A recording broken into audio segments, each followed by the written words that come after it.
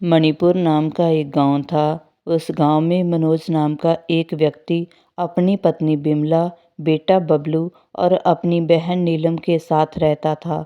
माँ बाप के गुजरने के बाद नीलम का आखिरी सहारा उसका भाई मनोज ही था।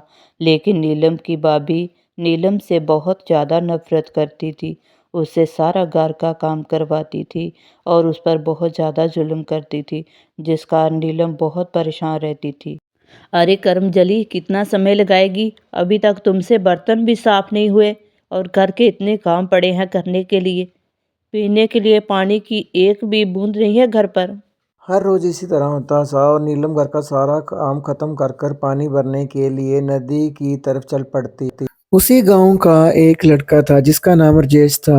वो नीलम से बहुत प्यार करता था। वो दोनों एक दूसरे से इतना प्यार करते थे कि शादी करना चाहते थे। और राजेश उससे मिलने के लिए हर रोज नदी पर उसका इंतजार करता था। और उस दिन राजेश उससे पूछता है, क्या बात है नीलम, लगता है तुम बहुत परेशान हो। हाँ हाँ राजेश, मैं बहुत परेशान हूँ।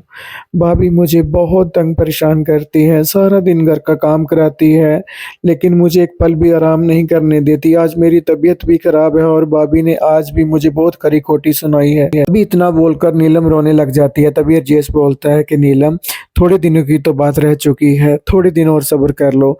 मेरी पढ़ाई पूरी हो चुकी है और मैं नौकरी के लिए शहर जा रहा हूँ। 1 महीने तक नौकरी मिल गई तो हम दोनों शादी कर कर एक दूसरे से सदा एक दूसरे के पास रहेंगे। बस थोड़े दिनों की तो बात रह चुकी है। ठीक है राजेश, तुम जैसा चाहते हो वैसा ही सही, लेकिन जितनी जल्दी हो सके ये सब कुछ कर लो और मुझे यहाँ से ले जाओ।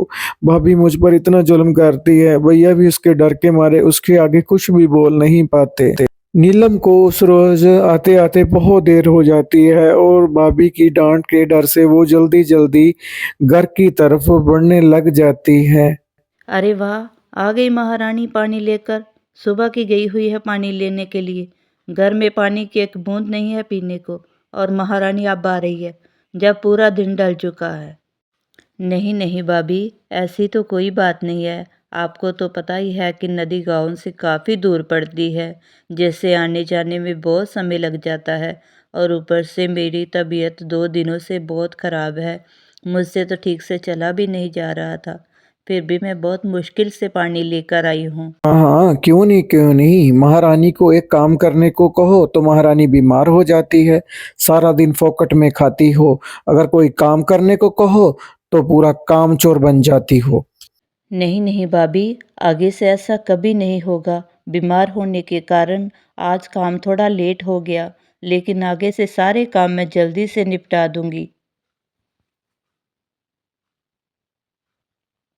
बिमला नीलम को डांटने का कोई भी वक्त छोड़ती नहीं थी। अगर नीलम कोई भी अच्छा काम भी करती तो बिमला उसे बहुत नफरत की नजरों से देखती थी, किसी भी काम को लेकर। अरे मेरा प्यारा बेटा बबलू, जहाँ आओ बुआ के पास। खाना खाओगे? तुम्हें बुआ खाना खिलाती है, अपने प्यारे बेटे बबलू को। अरे बस बस, रहने दो। कोई ज़रूरत नहीं है इतना प्यार दिखाने की मेरे बबलू को। जल्दी से खाना ख़त्म करो और घर के बहुत काम पड़े हैं करने को। फोकट में ही हमारे गले में मुसीबत बनकर पड़ी हो तुम। नीलम की जिंदगी में ये सारा कुछ तो हर रोज होता था, लेकिन उसकी जिंदगी की एक नई आस थी जो कि राजेश के साथ जुड़ी हुई थी।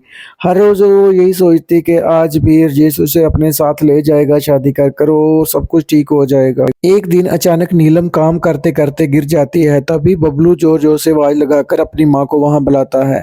तभी वहां बिमला आकर, हे भगवान, इस कर्मजली को क्या हो गया अब। लगता है कि ये हमारा पीछे ऐसे नहीं छोड़ेगी। अच्छा हुआ अगर मर जाए तो, अगर बच गई तो इसे हॉस्पिटल लेकर जाना पड़ेगा और अब और खर्चा करना पड़ेगा। तभी विमला बबलू को उसके बाबूजी को बुलाने के लिए भेज देती है और बबलू जाकर उसे बुला लाता है।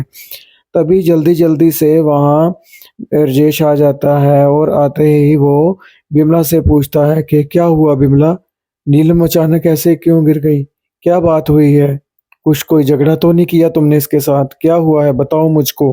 अरे तुम्हारा दिमाग तो ठीक है, क्या बोल रहे हो, मैं इसके साथ झगड़ा क्यों करूंगी, पता नहीं करमजली क्या क्या करती रहती है। और जाओ अब जल्दी से जाकर डॉक्टर को बुलाकर घर पर लेकर जल्दी से आओ।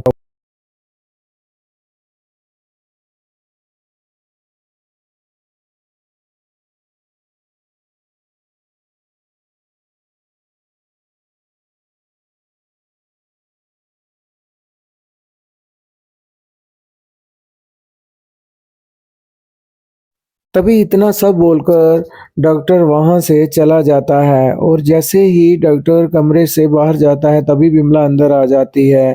तभी मनोज उसे सारी बात बताता है कि देखो बिमला ये सब कुछ कैसे हो गया? मुझे तो यकीन नहीं आ रहा। हमारी नीलम पेट से है और उसके पेट में 3 महीने का बच्चा है। अब मैं क्या करूँगा? मेरा तो नाक कट गया। अब मैं मोहल्ले में और बिरादरी में कैसे जीऊँगा? अब मैं तो जीते जी मर गया। ये सब कुछ कैसे हो गया? हाँ, हाँ, अब तो इसे और लाडली बना कर रखो। अब देख लिया ना इस कर्मजली, मैं इसीलिए इसे डाँटती थी। अभी देखो इसने हमारी नाक कटवा दी।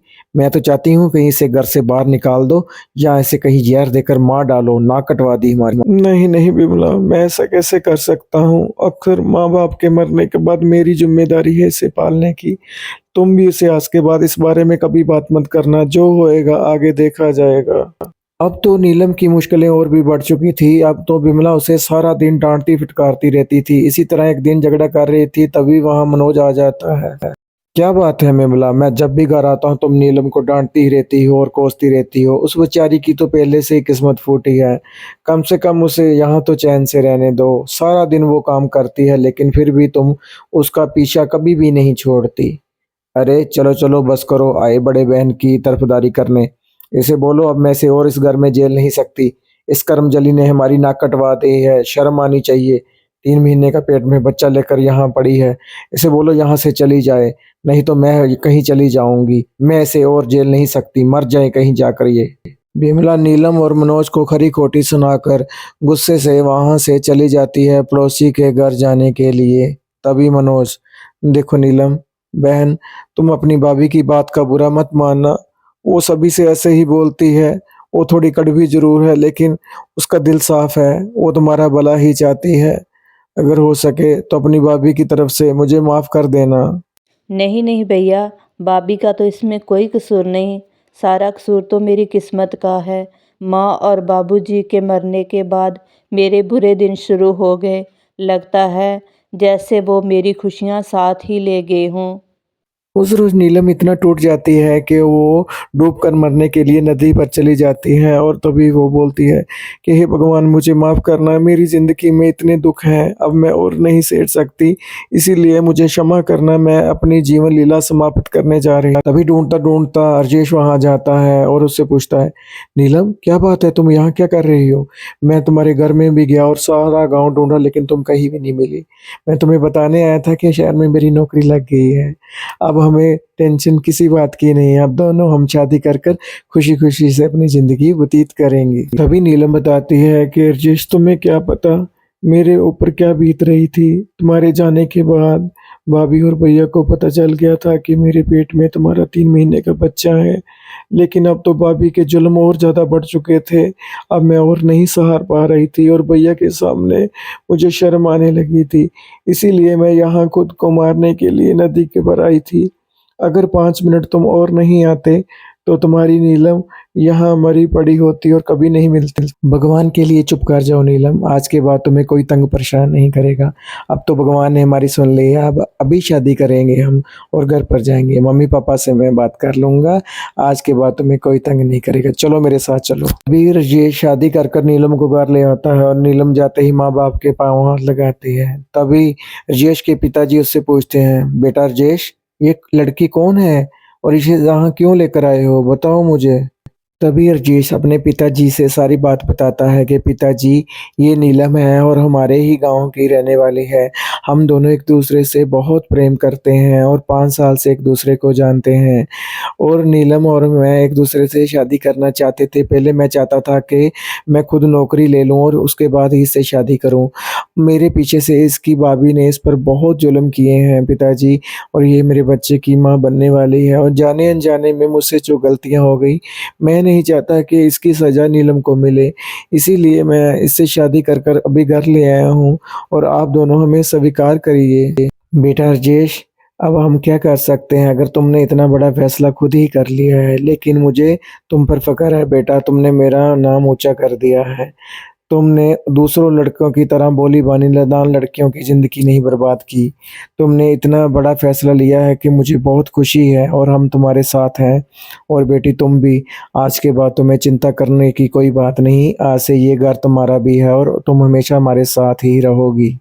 उस दिन से ही नीलम, राजेश और सभी मिलकर खुशी-खुशी से रहने लग जाते हैं। वो नीलम को इतना प्यार देते हैं कि उसे कभी भी दुखी और निराश नहीं होने देते। दूसरी तरफ मनोज और बिमला, उनके घर में वही सब कुछ रह चुका था, दुःख ही दुःख। अब तो मनोज से भी अच्छी तरह से काम नहीं हो पाता था और वो ज़्यादातर बीमार ही रहता था, मानो भगवान ने उनको इस बात की सज़ा दी हो। अब तो भगवान ने नीलम के घर एक खुशी और बड़ी दे दी थी, उसके घर एक बहुत ही प्यारी बेटी ने जन्म लिया। अब तो नीलम को मानो जीने की एक और वजह मिल चुकी थी।